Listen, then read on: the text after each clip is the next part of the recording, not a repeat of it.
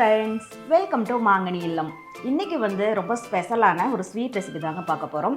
தீபாவளி வரப்போகுது இல்லைங்களா? தீபாவளி ஸ்பெஷலாக நல்லா சாஃப்டான ரவா லட்டு எப்படி பண்ணுறதுல தான் பார்க்க போகிறோம். ஸோ இன்றைக்கி என்னோட சேர்ந்து கலாமா தான் இந்த ரவா லட்டு நமக்கு செஞ்சு காட்ட போகிறாங்க. கலாமா யாருன்னு பார்த்தீங்கன்னா என்னுடைய வீட்டுக்காரோடைய அத்தைங்க. இவங்க சேலத்தில் அபி கேட்ரிங் சர்வீஸ் நடத்திட்டு வராங்க. நம்ம வீட்டில் வெஜ்ஜிலிருந்து நான்வெஜ் வரைக்கும் எல்லா விசேஷத்துக்கும் நல்லா டேஸ்ட்டாக சூப்பராக சமைச்சு கொடுப்பாங்க. இவங்களுடைய ஃபுல் காண்டாக்ட் டீட்டெயில்ஸ் நான் கீழே டிஸ்கிரிப்ஷன் பாக்ஸில் கொடுக்குறேன். ஸோ தேவைப்படுறவங்க செக் பண்ணி பாருங்கள். நம்ம எல்லாருக்கும் ஒரு ஹாய் சொல்லுங்கள். ஹாய். இப்போ நம்ம ரவா லட்டு செய்ய ஆரம்பிச்சிடலாங்க. ஃபஸ்ட்டு அதுக்கு தேவையான பொருள் என்னென்னு சொல்லிவிடுங்க. சொல்லிடுறேன். 1 கிலோ ரவைங்க, 1 கிலோ சர்க்கரைங்க, 50 கிராம் முந்திரி, 50 கிராம் திராட்சை, 10 கிராம் ஏலக்காய் தூள், நெய் 2 ஸ்பூன். இப்போ ரவா லட்டுக்கு தேவையான பொருள் என்னென்னு பார்த்துட்டோங்கம்மா. அடுத்து நம்ம ஸ்வீட் ரெடி பண்ண ஆரம்பிச்சிடலாம். இப்போ ஸ்டவ் ஆன் பண்ணிவிட்டு அதில் கடாய் வச்சுக்கோங்க. நல்லா அடிக்கனமான கடாய் யூஸ் பண்ணிக்கோங்க. அப்போ தான் நம்ம அடி பிடிக்காமல் இருக்கும், கலர் மாறாமல் இருக்கும் ரவா லட்டு இப்போ கடாய் சூடாயிடுச்சு. நெய் ஊற்றிக்கலாங்களா? எவ்வளோ நெய்ங்க? 2 ஸ்பூனுங்க. இப்போ நெய் உருகிடுச்சிங்க. இதில் முந்திரி திராட்சையை போட்டு நம்ம வறுத்து எடுத்துக்கலாம். ஃபஸ்ட்டு முந்திரி போட்டு லைட்டாக வறுத்துக்கோங்க. இது ஓரளவுக்கு வறுப்பட்டு வருது இல்லைங்களா? அந்த ஸ்டேஜில் நம்ம திராட்சையை போட்டு வறுத்துக்கலாம். முந்திரி திராட்சை நம்ம வேணுங்கிற அளவுக்கு போட்டுக்கலாம். தேவையான அளவு போட்டுக்கலாம். கம்மியாக வேணாலும் போட்டுக்கலாம், அதிகமாக போட்டுக்கலாம். இது 10 முந்திரி போட்டுக்கலாம். சின்ன சின்னதாக பீஸ் போட்டுக்கலாம். முந்திரி திராட்சை வறுக்கிற போது பார்த்தீங்கன்னா ஸ்டவ் சிம்லேயே வச்சு வறுத்துக்கோங்க. அப்போ தான் அது கருகி போகாமல் நல்லா வறுபடும். அப்புறம் ஸ்வீட் சாப்பிடும் போது அது வாயில் கடி போடும்போது நல்லா டேஸ்ட்டாக இருக்கும். இப்போ முந்திரி வறுபட்டுருச்சு, திராட்சை போட்டுக்கலாம். திராட்சை போட்டு முந்திரி திராட்சை நல்லா வறுபட்டு போச்சுமா. இப்போ ரவை கொட்டிக்கலாம். சரி.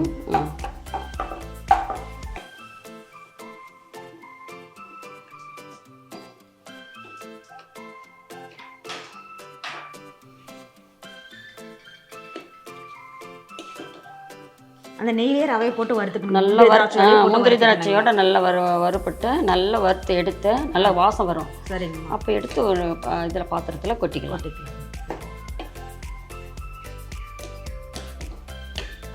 ரவையை வறுத்துட்டு தான் லட்டு பண்ணாங்களா? வறுக்காமல் செஞ்சோம்னாக்கா அது செஞ்சு வச்சிட்டோம்னா உதிரிடும். சரி சரி. என்றைக்குமே அது வறுத்தா இப்போ இதுலேயே ஒரு 1/2 வேக்காடு வெந்துடும், பாகில் ஒரு 1/2 வேக்காடு வெந்துடும். அப்போ நல்லா டேஸ்ட்டாக இருக்கும், நல்ல மனமாகவும் இருக்கும், வச்சு சாப்பிட்றதுக்கு நல்லா இருக்கும். இப்போ ரவை நல்லா வறுத்தாச்சு, நல்லா வாசமாக இருக்குது பாருங்க. இப்போ பாருங்கள், ரவை நல்லா வெந்துக்குச்சு. அதை எடுத்து வேறு பாத்திரத்தில் கொட்டிக்கணும். சரி. அடுத்தது சக்கரை பாகு ரெடி பண்ணிக்கலாம். சரிங்க. இதில் 1 கிளாஸ் தண்ணி ஊற்றுறாங்க. சரிங்க. தண்ணியோட அளவு எவ்வளோ இருக்குது? 200 மில்லி தண்ணி. 200 மில்லி. 1 கிலோ சக்கரைக்கு 200 மில்லி. 200 மில்லி தண்ணி. இப்போ தண்ணி நல்லா கொதிக்கணும். நல்லா கொதிச்ச பிற்பாடு சிம்மில் வச்சுக்கலாம். தண்ணி பாருங்கள் நல்லா முத்தாக வருது இல்லை? ஆமாம். இப்போ சர்க்கரை போட்டுக்கலாம். சர்க்கரை போட்டு மெல்ல கிளறிட்டு அடுப்பு காசு சிம்மில் வச்சுக்கலாம். சரிங்க. 1 கிலோ ரவைக்கு 1 கிலோ சக்கரை போட்டு அப்போ இனிப்பு சரியாக இருக்கும். ஆமாம், இனிப்பு. இப்போ சக்கரை கம்மியாக வேணும் அப்படின்றவங்க ஒரு 100-200 கூட கம்மியாக வச்சுக்கலாம். இப்போ சக்கரைக்காரங்களாம் கம்மியாக சாப்பிட்றவங்க இருக்கிறாங்க. அதனால் இப்போ பாகு எப்படி இருக்கணுங்க? முத்துன பதம் வரணுங்களா? லைட்டாக பிசு முத்துன பதம் இல்லை, சும்மா பிசு வந்தாலே போதும். குலாப் ஜாமுனுக்கெல்லாம் பயணும். அதே அளவு வந்தால் போதும்.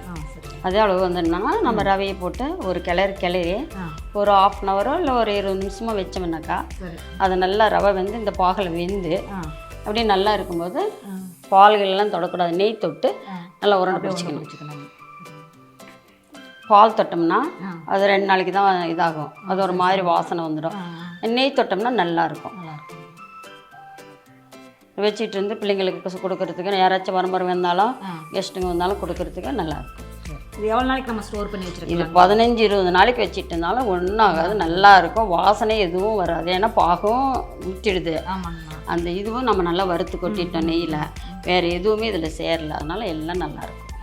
நீங்கள் இப்போ சமையல் எவ்வளோ நாளாக செஞ்சுட்டு வரீங்க? சின்ன வயசுலேருந்தே செய்கிறீங்களா இல்லை இப்போ தான் ஸ்டார்ட் பண்ணுறீங்க? இல்லைங்க, நான் 31 வருஷமாக செய்கிறேன். 31 வருஷமாக சமையல் கான்ட்ராக்ட் பிடிச்சி கல்யாணம் ஃபங்க்ஷனு எல்லா ஃபங்க்ஷனுமே எடுத்து செய்வேன். அதுலேயே இந்த தீபாவளி இது வரும்போது சீட்டு பலகாரம், குமாரப்பாளையம், பள்ளிப்பாளையம், நம்ம சேலத்தில் திருவாகவுண்டனூர் பைபாஸ் அங்கே பெரிய கம்பெனி இருக்குது, மிட்டாய் கம்பெனி, அங்கேயும் செய்வோம், நிறைய இடத்துல செய்கிறோம்.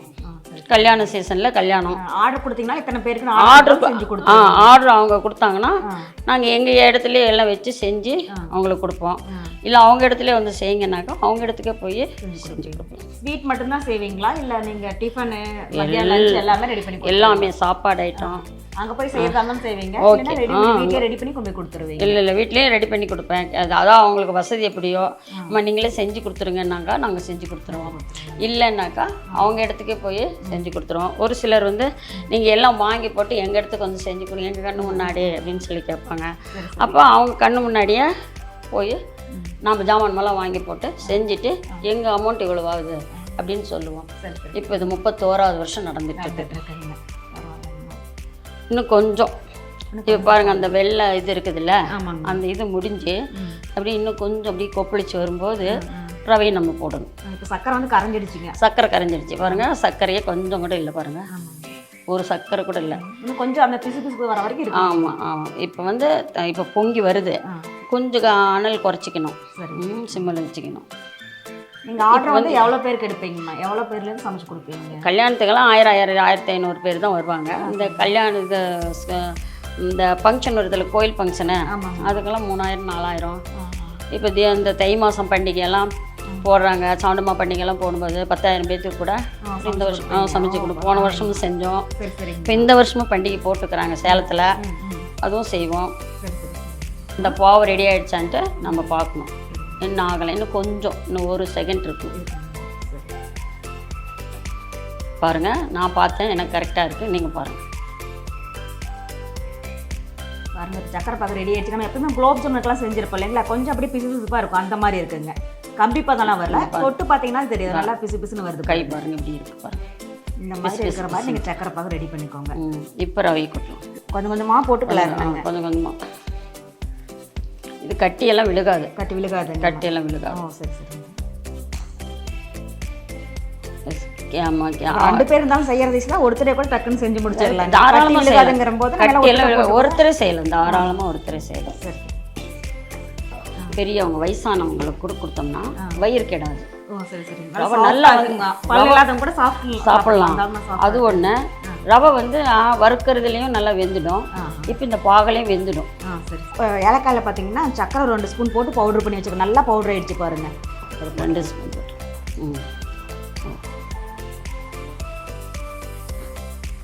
பாரு எப்படி மணக்குது பாருங்கள். இந்த ஏலக்காய் போட்டோன்னா நல்லா வாசனையாக இருக்குங்கம்மா.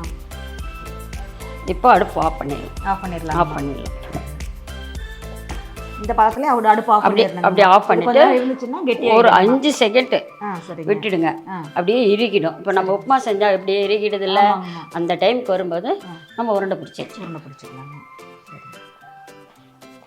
பாருங்க, இப்போ இது சாஃப்டாக தான் இருக்குது. கொஞ்ச நேரம் ஆறுச்சுன்னா கெட்டியாகிடுங்க.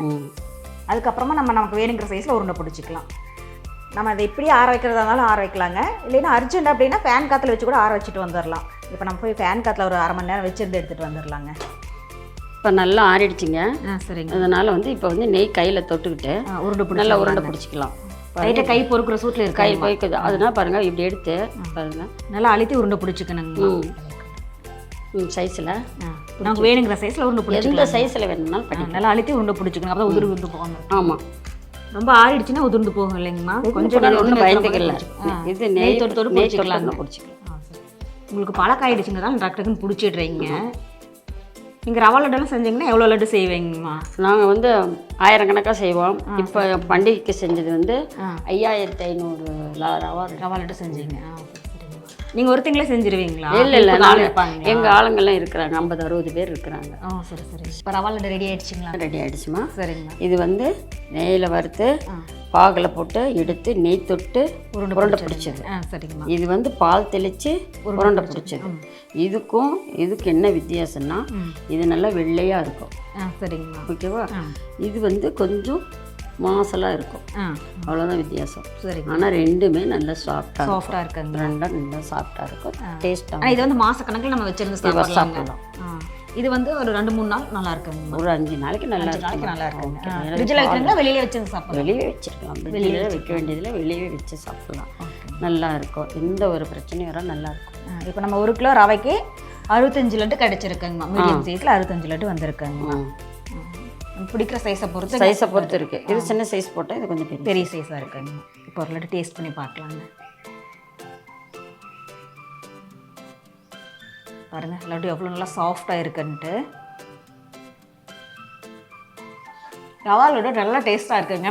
அப்படியே வாயில் வச்சதும் அப்படியே கரையுது, அந்தளவுக்கு நல்லா டேஸ்ட்டாக இருக்குது. ஸோ கண்டிப்பாக நீங்கள் இதே மெத்தடில் இதே அளவுகளோட கலாமா சொன்ன மாதிரி செஞ்சு பார்த்துட்டு எப்படி இருக்குன்னு மறக்காமல் கமெண்ட் பாக்ஸில் சொல்லுங்கள்.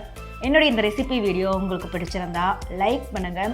உங்கள் ஃப்ரெண்ட்ஸ் அண்ட் ரிலேட்டிவ்ஸ் கூட மறக்காமல் நிறைய ஷேர் பண்ணுங்கள். உங்களை அடுத்த ஒரு இன்ட்ரெஸ்டிங்கான வீடியோவில் மீட் பண்ணுறேன். பாய்.